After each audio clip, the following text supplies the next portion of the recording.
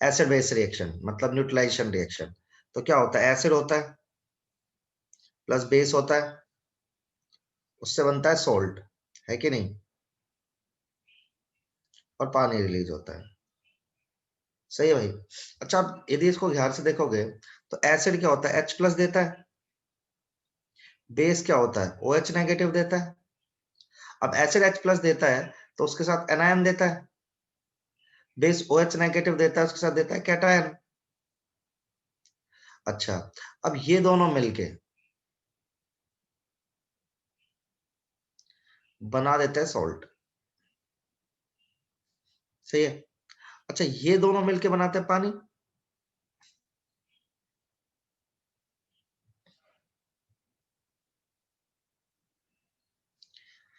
ये दोनों मिलके बनाते हैं क्या, वाटर। अच्छा एक बार बताओ, सोल्ट, अब मुझे सोल्ट में नहीं देखना, देखो H प्लस और OH नेगेटिव दोनों आयन है और अनस्टेबल है, द हाईली मूविंग पार्टिकल होंगे ना ये। सही है, बोलो आया ना। हाँ तो सर। खुद बताओ, जब H प्लस और OH नेगेटिव अनस्टेबल पार्टिकल है, हाई एनर्जी पार्टिकल है, और ये बना क्या रहे हैं, पानी बना रहे हैं। हाँ पानी कैसा सर। पार्टिकल, स्टेबल है, तो इस रिएक्शन का डेल्टा H कैसा होना चाहिए, खुद बोलो।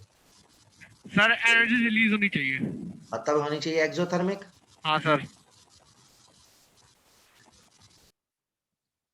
सही है भाई, ठीक है। अच्छा, अब इसमें जो एनर्जी रिलीज होती है ना, वो एनर्जी कितनी होती है, वो ही होती है enthalpy of neutralization, that is -57.1 kilo joule पर मोल, या -13.7 किलो कैलोरी पर मोल।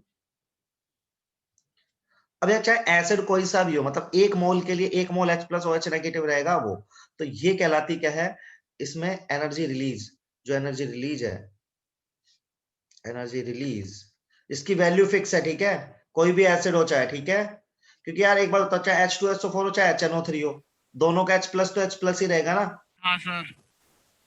Is enthalpy of neutralization. ये वैल्यू याद करनी पड़ेगी आपको, काम आएगी। Okay sir. लिखो इसको।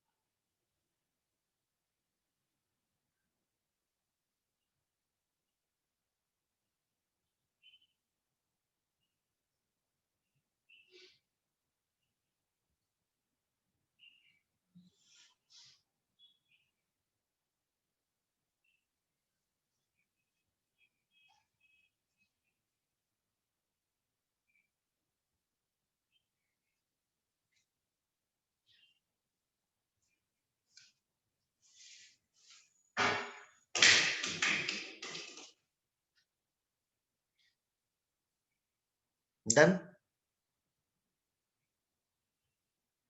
Yes sir.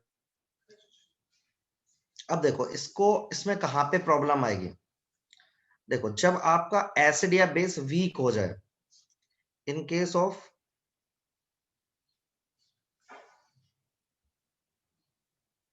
वीक एसिड या वीक बेस, जैसे मान लो आपने बोला कि आपके पास है NaOH,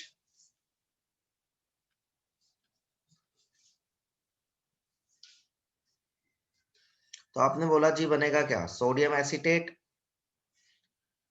प्लस H2O। अब यार देखो प्रॉब्लम क्या है, ये तो पूरी तरह से डिसोसिएट हो जाएगा, लेकिन ये पूरी तरह से डिसोसिएट नहीं होगा ना CH3COH। हाँ सही है। सर। तो वैसे तो अब इसके डिसोसिएशन में भी कुछ एनर्जी खर्च होगी, ठीक है। हाँ सर। ठीक है, and that energy is known as ionization energy. इसका नाम डिलीवर में देख लेता हूँ, आयोनाइजेशन एनर्जी, और वी कैसे लिखेगा सर डिसोसिएशन एंथैल्पी भी होती है। हाँ, आयोनाइजेशन डिसोसिएशन एक ही बात होता है। आयोनाइजेशन एनर्जी ये थोड़ा सा, और यार डिसोसिएशन एनर्जी, ठीक है, वो क्या है, energy consume in dissociation of weak acid और वीक बेस। तो अब ना 57 से कम एनर्जी निकलेगी इसमें, जो इस रिएक्शन का डेल्टा एच है वो क्या रहेगा, लेस देन, समझ रहे हो आप, 57.1 किलो जूल पर मोल। क्यों? क्योंकि भाई सर्टेन अमाउंट ऑफ, मान लो कि इसका आया 50, इसके डिसोसिएशन में एनर्जी कितनी आ रही है, 50। इसका मतलब क्या है कि H प्लस और OH के न्यूट्रलाइजेशन तो -57 निकली होगी, और 7 जूल किसमें खर्च हो गई होगी, इसके डिसोसिएशन में। नहीं समझे? देखो, आप इसमें कितनी एनर्जी रिलीज करने का सोच रहे थे, -57.1, लेकिन जब वीक एसिड या वीक बेस होगा तो 57.1 से कम एनर्जी निकलेगी, क्योंकि सर्टेन अमाउंट ऑफ एनर्जी खर्च हो जाएगा वीक एसिड और वीक बेस के डिसोसिएशन। तो मैं कह रहा हूँ ऐसे सवाल दे रहा हूँ आपको कि भाई ये NaOH प्लस CH3O का जो डेल्टा एच है वो आया 50 किलो जूल पर मोल। इसका मतलब क्या है, आना कितना चाहिए था, 57 आना चाहिए था, लेकिन आया 50। इसका मतलब क्या है बताओ, अरे बोलो, सुन पा रहे हो क्या आप मेरे को? हाँ सर। तो कितनी एनर्जी निकलेगी, मतलब 7, उसके में 50 निकल रही है इस रिएक्शन में, इसका मतलब 7 किलो जूल किधर खर्च हो गई है, वीक एसिड या वीक आयनाइजेशन में। डिसोसिएशन। ये क्वेश्चन क्लियर है सबको इतना? हाँ सर। Yes sir. चलो,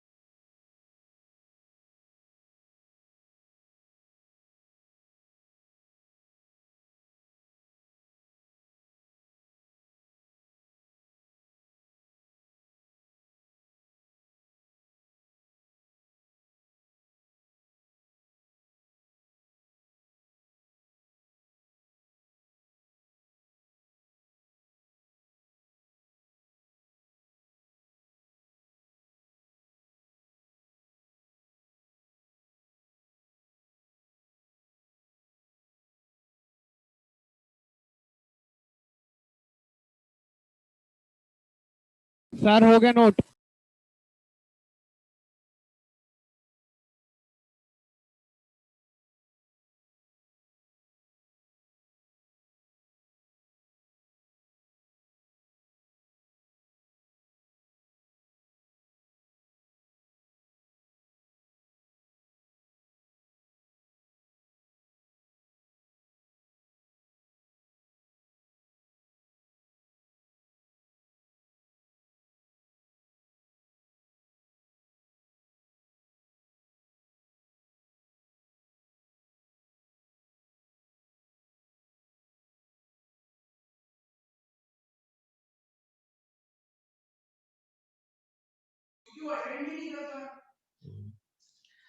ओके, ये हो गया। चलो अब पढ़ाते हैं आपको बॉन्ड एंथैल्पी।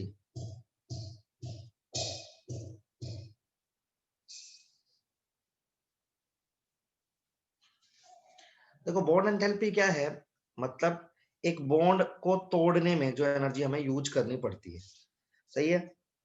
तो यदि आप देखेंगे, इसको मैं पहले डेफिनेशन देता हूं, it is the mean enthalpy change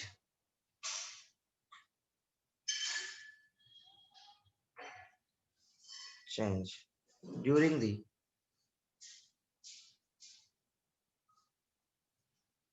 breaking of 1 mole of substance. और ये उसके बॉन्ड तोड़ रहा है सारे के सारे।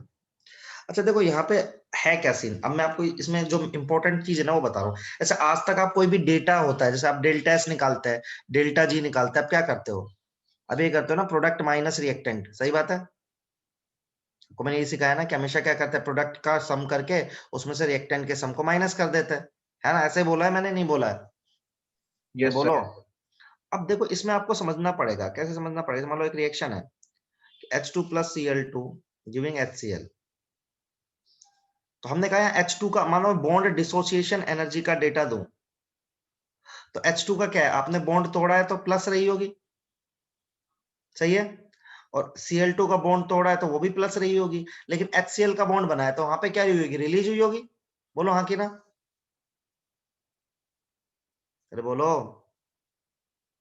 Yes sir. देखो मैं क्या कह रहा हूँ, बॉन्ड तोड़ने में एनर्जी लगती है, बॉन्ड बनने में रिलीज होती है, सबको पता है यार। तो मैं कह रहा हूँ यार H2 के लिए X है, Cl2 के लिए Y है, HCl के लिए Z है, लेकिन वो माइनस Z है। तो अब डेल्टा H ऑफ रिएक्शन क्या है यहाँ से, यदि आप देखोगे नेट रिएक्शन क्या है ये बताओ। अब ये तो लिखोगे X plus Y minus Z, और ये क्या है, प्रोडक्ट माइनस रिएक्टेंट है। तो जब भी बॉन्ड डिसोसिएशन एनर्जी का डेटा दिले और डेल्टा H ऑफ रिएक्शन निकालना हो तो हमें उल्टा करना पड़ता है, रिएक्टेंट में से किसको घटाना होता है। अरे बोलो,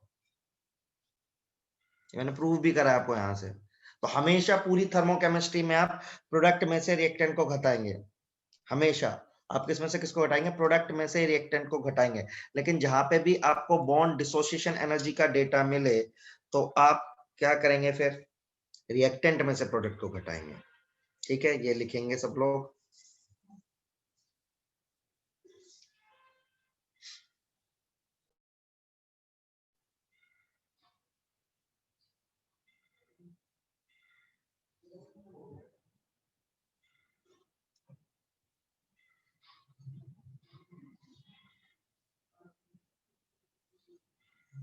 इसका सवाल कराता हूं।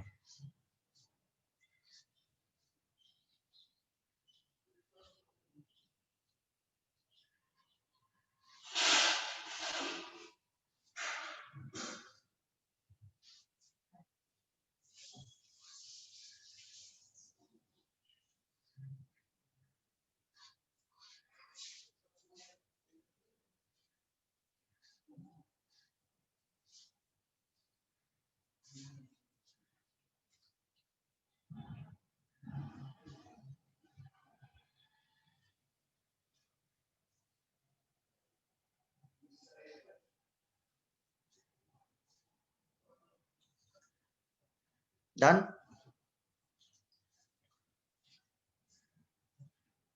Done sir.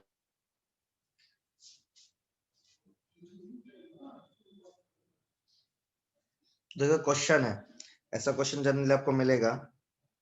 सर एक बार वो लास्ट पेज दिखाना, एक लास्ट लाइन रहेगी शायद पीछे की। एक सेकंड। ठीक है सर, हो गया, सही है। तो क्वेश्चन है, using bond dissociation energy find delta H of reaction, ऐसा गिवन रहेगा। रिएक्शन है आपको दे रखी C2H4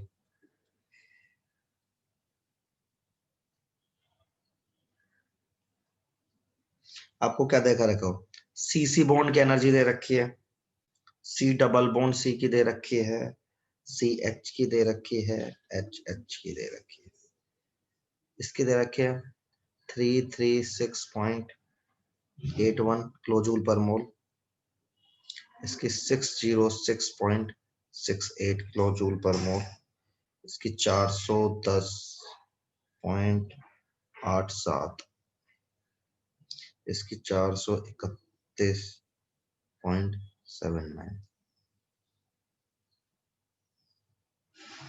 सेम है। ठीक है, अब आपको इसका डेल्टा एच निकालना है, कैसे करेंगे आप? देखो इसको करने का तरीका होता है, पहले सम निकाल लो, मैं आपको हिंट दूंगा, समझाऊंगा, करोगे आप। जैसे आपको पता है ये वाला बॉन्ड ये है,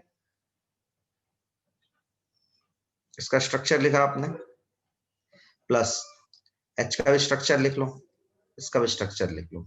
अब देखो आपको करना है रिएक्टेंट का सम करना है और प्रोडक्ट का सम करना है, फिर किसमें से किसको माइनस करना है, रिएक्टेंट में से प्रोडक्ट को। तो आप यहां से देखोगे जैसे कि रिएक्टेंट में कितने सी एच बॉन्ड है, 4, तो आपको सी एच बॉन्ड का पता है, सी डबल बॉन्ड सी का भी पता है, आपको एच का भी पता है, सबका सम आ जाएगा रिएक्टेंट साइड। बोलो हाँ या ना, अरे बोलो। यस सर, आ जाएगा। और आ ऐसे जाएगा इधर भी सर। सम निकालो, ऐसे इधर भी सम निकालो, माइनस करके आंसर निकाल के बताओ मुझे फटाफट।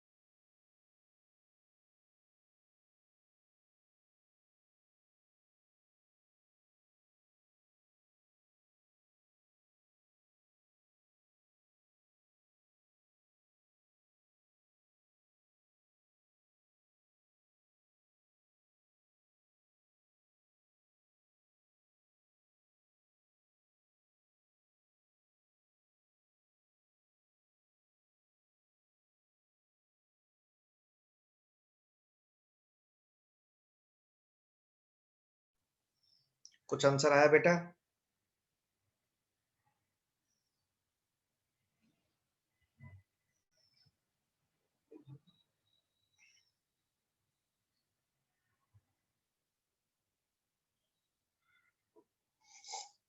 सर 551.87 आ रहा है। नहीं कम आ रहा है, 2600 आंसर दे रखा मुझे तो। 2681.96 तूने डेटा से लिया है, 336.81, 606.68, 410.87 और 431.79। ये तो डेटा तो सही है, पॉइंट है बीच में सबके।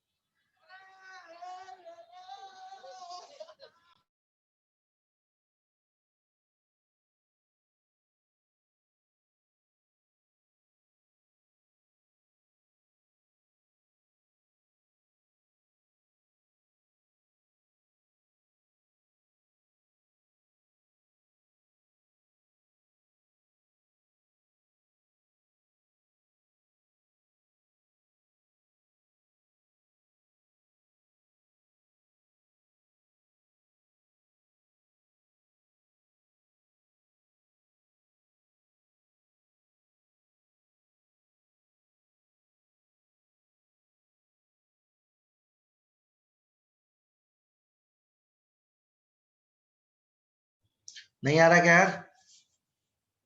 देखो यहाँ 4 बॉन्ड तोड़े हैं, तो कैलकुलेशन होगी 4 इंटू 4 CH बॉन्ड, तो 4 इंटू 410.87 प्लस एक C डबल बॉन्ड ऑन है, प्लस एक HH वाला है। ये तो है रिएक्टेंट साइड वाला मामला। प्रोडक्ट साइड वाला मामला क्या है? 6 CH बॉन्ड है,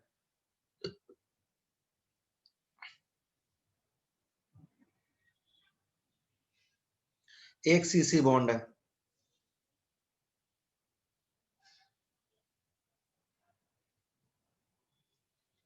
ये माइनस करना है आपको। देखो क्या आ रहा है, गलत आ रहा है क्या? 2600 नहीं आ रहा है क्या? चेक करूं, फिर से मैं चेक कर लूंगा। भाई कुछ तो बोलो।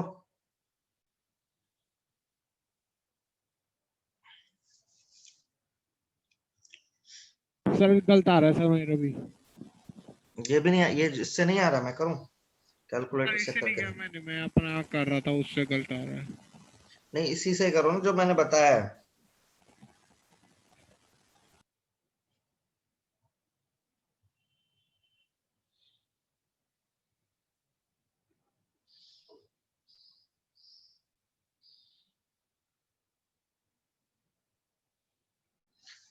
$2681.5। नहीं, आंसर तो मैं गलत ही बोल रहा हूँ। खैर, में से माइनस करना है, शायद इस लड़के का सही आ रहा था। कौन था वो?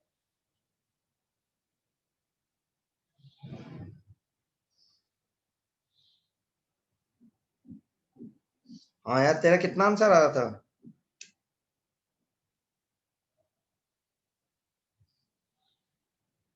-120 आ रहा है इसमें आंसर, -120 यस आ सर, रहा इतने है। ही आ देखो, रहे हैं।